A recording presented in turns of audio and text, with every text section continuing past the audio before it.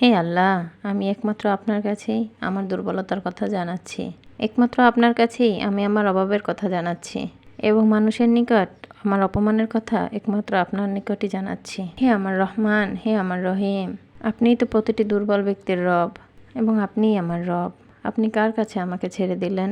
এমন অচেনা মানুষদের কাছে যারা আমার ক্ষতি করতে চায়, নাকি এমন শত্রুর কাছে যাকে আপনি আমার থেকে অধিক বেশি শক্তি দিয়েছেন? হে আল্লাহ, যদি আপনি আমার উপর রাগ না করে থাকেন তাহলে এর কিছুতেই আমার কিছু এসে যায় না, কিন্তু আপনার আশ্রয় পেলে আমার পরিস্থিতি আর একটু সহনীয় হতো। হে আল্লাহ, আমি আপনার চেহারার নূরের কাছে আশ্রয় চাই, যা সব অন্ধকারকে উজ্জ্বল করে দিয়েছে, যা দুনিয়া এবং আখিরাতের সব বিষয়ের সংশোধন। আল্লাহ, আপনার রাগ এবং আপনার অসন্তুষ্টি থেকে আমি রেহাই চাই।